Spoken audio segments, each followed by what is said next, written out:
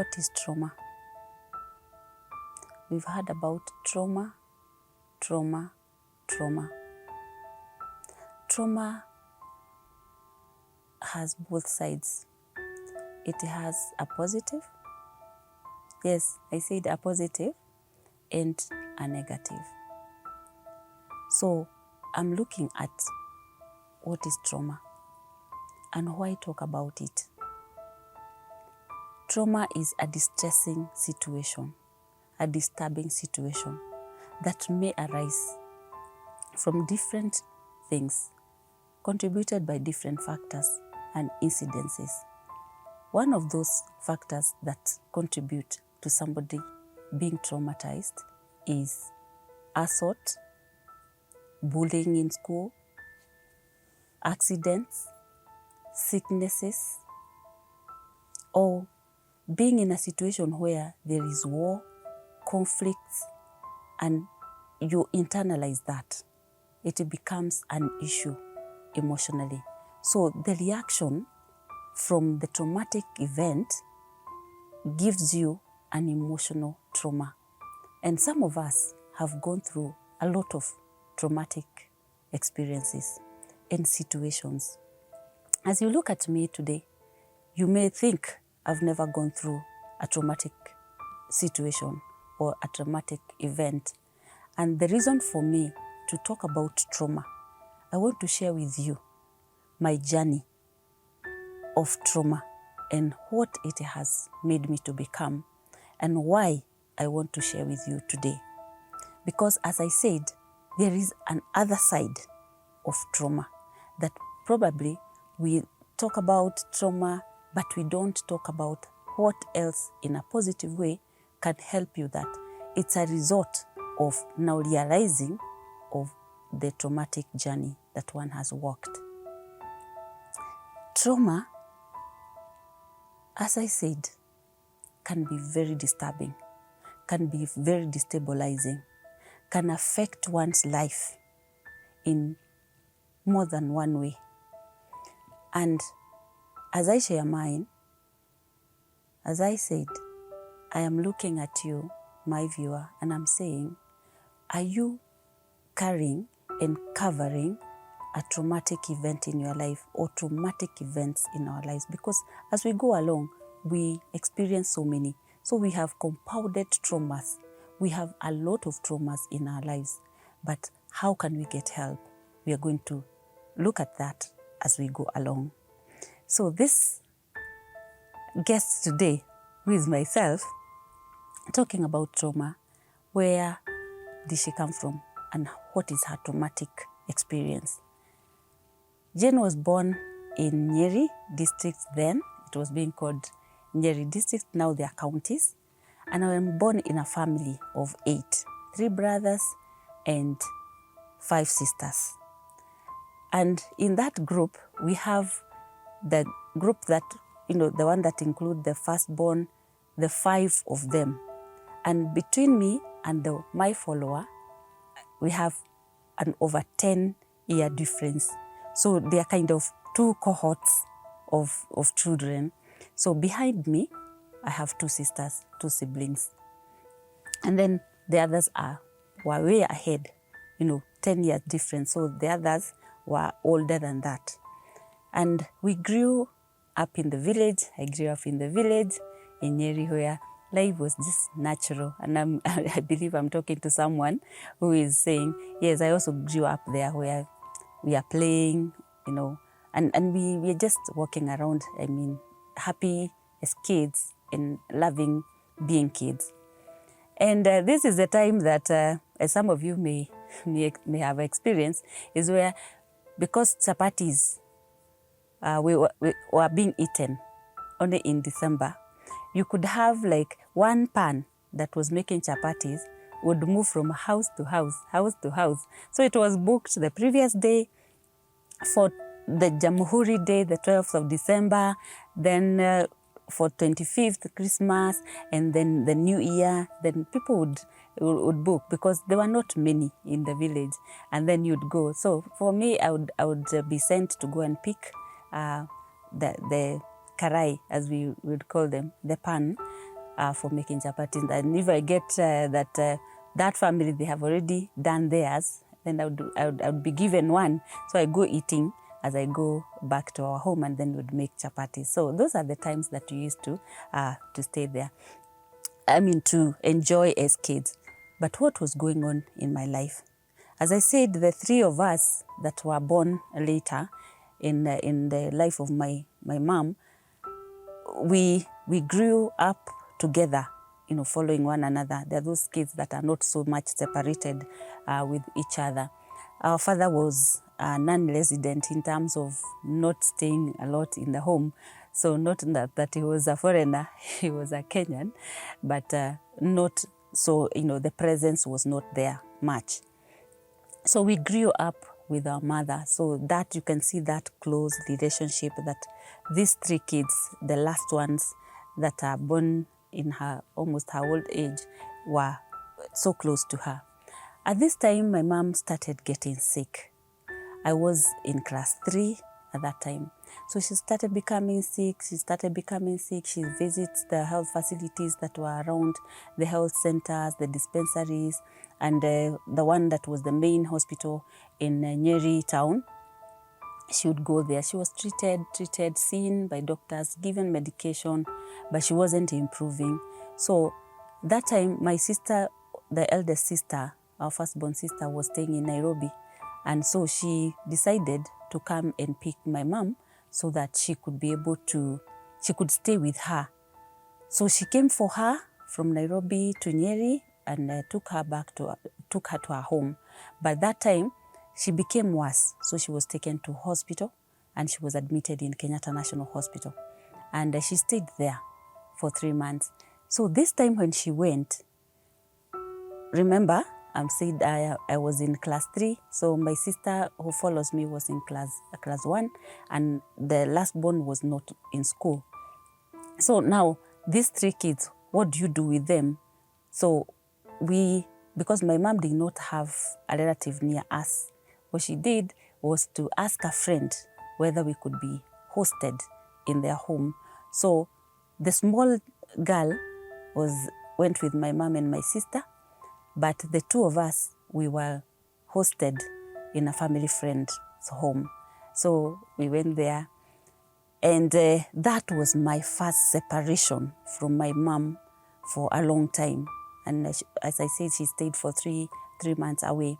So at that time, as a small girl, I was like, my mom has gone, my mom is sick. And that was my start of the traumatic issue. Because here she is sick and she has gone away. She has gone away sick and she's not with us. We have gone to another home where now we are staying as guests, but because these are kids that we were schooling with, we were also able to gel with them and start working together and staying in this home.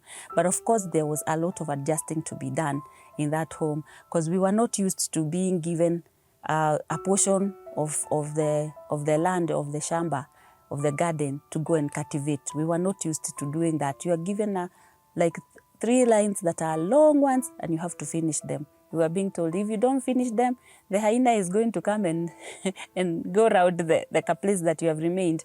But I think those were some of the things that were making the parents to say like that so that we can work harder. We can work harder. So now the first separation that was so traumatic to this child was that separation from home, and we were left in another home. So I was missing my mom.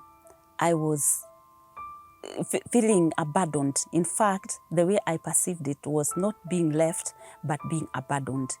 And I kept that in my heart. So childhood, I kept it, I stored it. I was like, yes, my mom is away. So she stayed for the 3 months and she came back. So when she came back, we were very happy. And then we went back home to our house and we continued with life. She was okay, she got healed, and we went on. She was very well for about a year. And then the following year, she was she started getting sick again. She got very sick, and again she went back to Kenyatta National Hospital where she was admitted.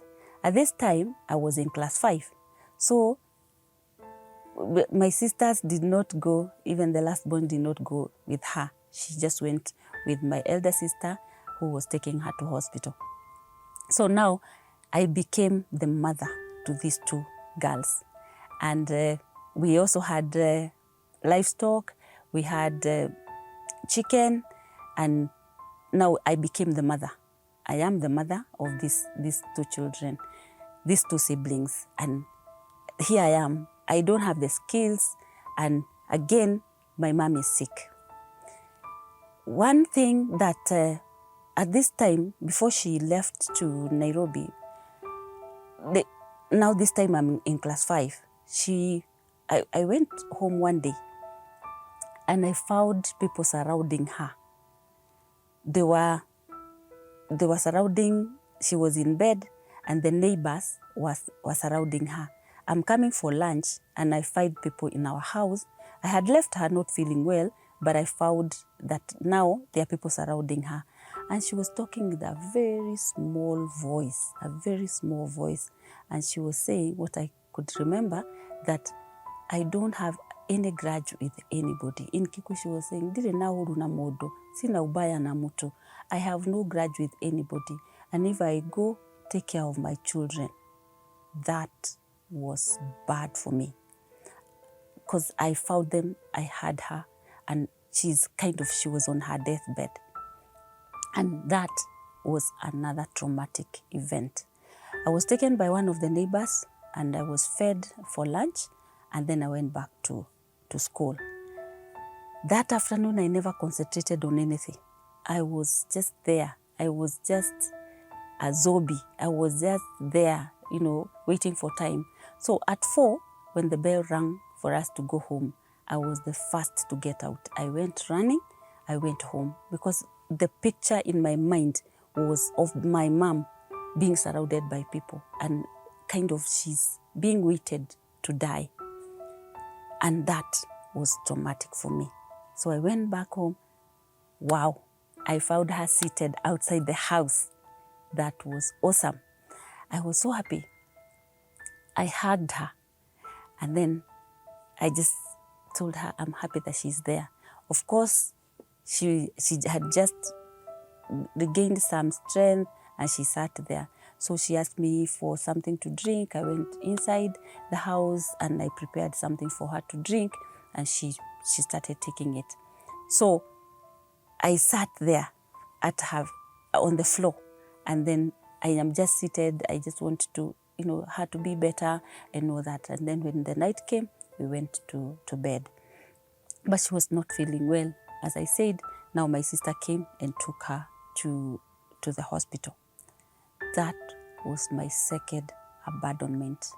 Remember, she is sick and she has gone away. That was so bad, was so intense, that in school, I started deteriorating. I was an average student. I started deteriorating.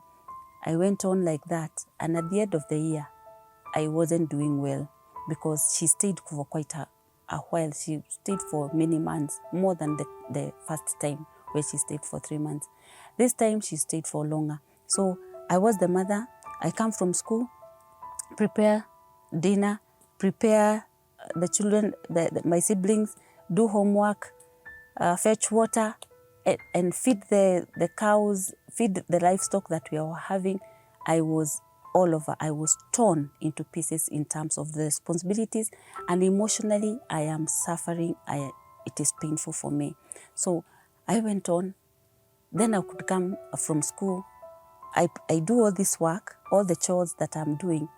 Then after I've done that and I've done my homework, I would not go to bed. I'd go outside and sit on the frame, the door frame. And when I'm seated there, I'm just crying. I would sit and put my head like this. I would bed and just cry. Put my, just cry and cry and cry at the door frame. This time it's getting dark. I sit there just thinking about my mom, just thinking, asking myself as a child, what could have happened to her? Will she come back? The image of her talking, and saying that hana ubaya na mtu, she has nothing bad with anybody, was playing in my mind. Then I would go to sleep and I would go cry more, and then I sleep. Then the following morning, wake up, prepare, breakfast for my siblings. And then if I had done enough food the previous night, we would still eat for breakfast and carry it for lunch. This is where sometimes it is good to train children how to do chores. Not child labor, but teaching them how to do things. So what I would do is that if we didn't have enough food for lunch to carry to school and have for breakfast, I would make ugali. I love ugali up to today. I love ugali. It's my best food. So I would make ugali. And for me to know the ugali is ready, I used to take a piece of it as I'm doing it. I'm doing the mixing of water and the flour. I would take a piece of it and throw it on the wall, the wall of our kitchen. And if it got stuck, I would tell myself, it's not ready. If it falls, I would say it is ready, and then we would eat. Imagine that is the way I was testing whether it is ready or not. And you imagine, probably I had put a lot of flour, that's why it's hard, that's why it's falling. But all the same, that was the way I was testing. So I went through that. Then my mom came back, and again, there was that reunion, and we were happy, and we continued on. But I started getting sick. I would go to hospital. I am treated, but I'm not getting well. But there's one thing that I never told the health providers that were seeing me. I never told them there was that abandonment. I'm calling it abandonment because that is how I was interpreting it, being left by my mom and dealing with that in my mind of a sick parent. So I would not say whether something that had happened to me. They continued treating me. I was injected, I was given medication, but I wasn't improving. I actually had to repeat class 5 because I wasn't doing well. I repeated, and then we continued with my mom. I repeated, and then I did well, and I went to, that time we were going to class 7. I did well, and I went to secondary school. So now my secondary school is now turning the tables around. It's my mom who was going. Now it is me going away from home. So again, that separation was another one. Going to Form 1 was another milestone, another point of my separation from my mom. Remember, she's not been feeling well. So I'm feeling like when I'm at home, she will be better. But when I'm away, I still need to go to school. So I still went to school. But since I was in a school where there were many farm hands or workers who were coming from the village to the school, they were working in school, I would just ask them, have you seen my mom? Is my mom okay? And then you'd tell me, yeah, your mom is okay. So that was disturbing me, as well as I continued with my studies. I did well by the grace of God, and then I was admitted to a school in Embu called Kieni Girls High School. So I did my Form 5 and Form 6, and I continued with life. Again, I'm being separated from home. I'm still crying at night. I am not feeling so well. I was getting still sick, but not so much. But when I come home, I feel so secure, so safe with my mom. Then I went on, and this was the time that we were going to NYS before we went to university. And then since I had been admitted in the University of Nairobi, and there we were, but we had to go to NYS for the pre-university training. Again, there was a lot of work a lot of drills, a lot of activities, a lot of physical exercises, and it was really making me feel missing home, but I had to be there. So my life went on like that. Then I went to university. At least when I was in the University of Nairobi, because my sister was staying in Nairobi, I would go visit. So I was feeling like another parent is near me. So not so bad, although my mom was still in Nyeri. So I went through university and I finished. Now, it came now to another phase. I got married in 1992. And we went on with a good life in marriage. Few hiccups here and there, normal in marriages, and especially the adjusting years, getting to know one another. Then in 1996, my husband was given an opportunity to go to Norway to do a Christian leadership course. That hell broke loose in terms of my emotions. I discouraged him from going. Why? Because I was telling myself, he is leaving me. He is abandoning me. I was abandoned by my mother, not intentionally, but now here I'm being abandoned by my husband. Of course, to him, he doesn't know what is going on. I had not shared about my being left and my issues at home. So I cried, I discouraged him from going. I was still, having those traumatic experiences. And this is separation anxiety.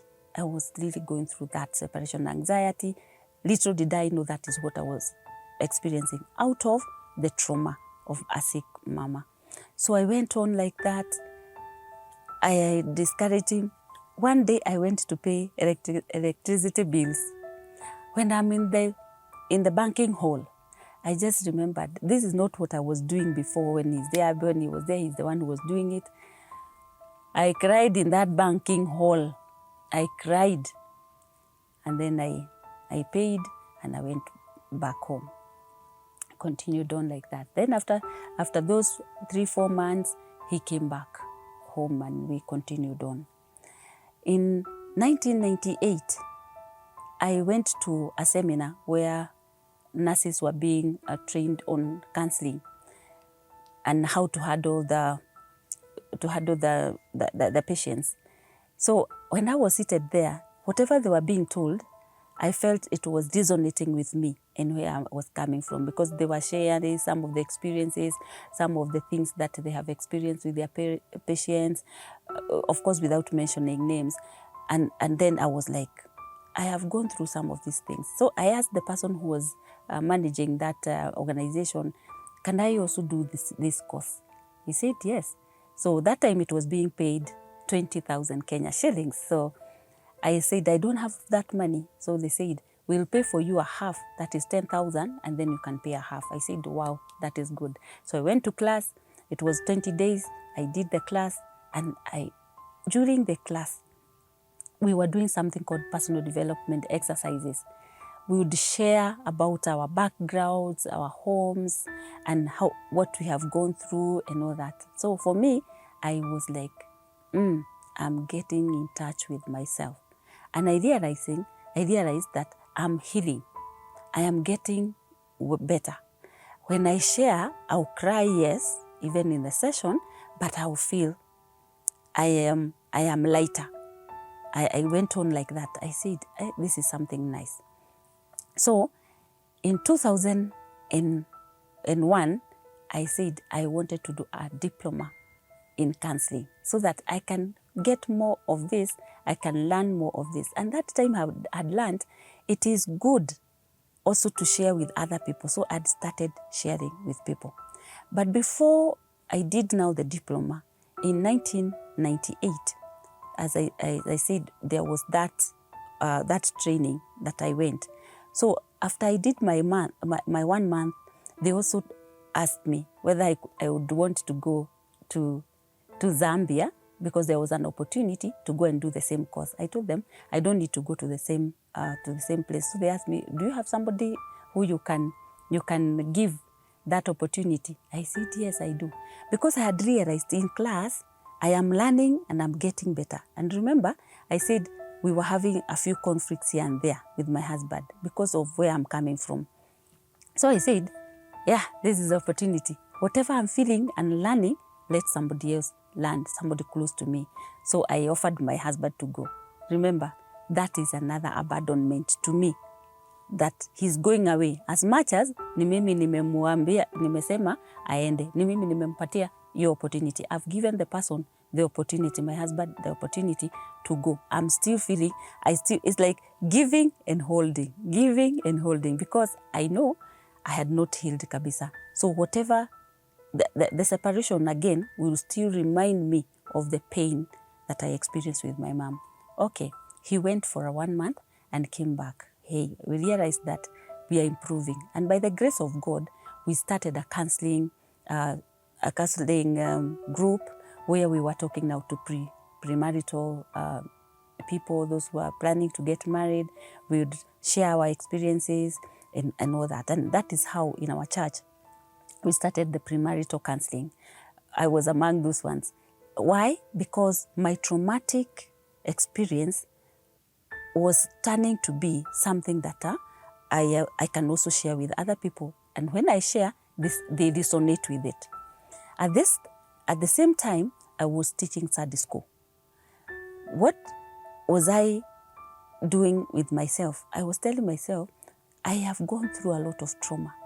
And when I'm teaching Sunday school, I was listening to these children coming from different backgrounds, different pains, some coming from families that parents have separated, and I would listen to them. So I said, all what they are going through is part of like what I went through, and I was really feeling attracted to them in a way that I can help them. So I felt I needed to do something bigger. And that is why I said in 2001, I enrolled for a higher diploma in counseling. When I enrolled in that counseling, the requirement was you had to do 10 sessions for personal counseling, dealing with your own issues, so that when you start helping others, you will not like project your issues on them. You will be healed. And I was feeling so good. I was looking forward every morning to go and we were doing 2 hours of personal development exercises. I would just, enjoy, and I want to just listen to other people. Also for me, sharing my own thing and my own experiences, and I was really getting on my journey to healing.